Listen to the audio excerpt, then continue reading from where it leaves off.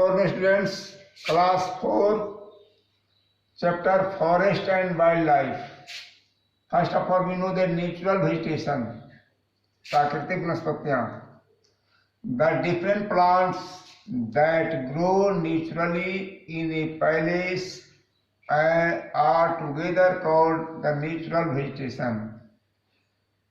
Natural vegetations, the different plants that grow naturally in a place are together called the natural vegetation.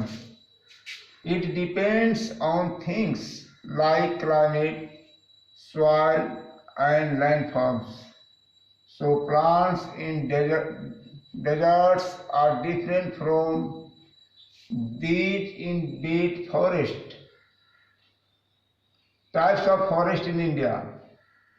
Depending on climate, soil and landforms, forest can be different types. India has mainly 5 types of forest. First, rainforest or evergreen forest.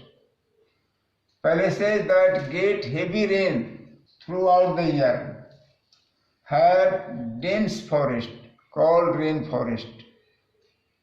And it is also known as evergreen forest.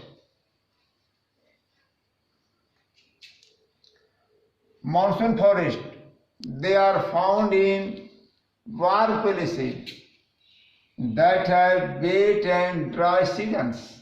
Most trees in the forest are deciduous. Thorny forest, they are found in very dry regions. They have short trees and thorny bushes which need very little water. Fourth, mountain forest. In the mountain there are rainforest or deciduous forest on the lower slopes. Higher up, where it is colder, cone-shaped trees called conifer forest. Still higher it is very cold and only bushes and grasses grow. Mangrove forest. Mainly mangrove forests are found in river deltas and places near the sea have mangrove forest. Mangroves are plants that can live on land that is often flooded by salty water. Next step, we know to wildlife of India. India is home to many kinds of wild animals. The tiger found in many parts of our country. In our national animals, we have other big cats to like leopard, Asiatic lions and the snow leopard. India has also Asiatic elephants, gores, Indian bisons, the rare one, horned rhinoceros, crocodiles, bears, wolves and many kinds of monkeys, deer, snakes, frogs, insects and fish. There are many kinds of birds as well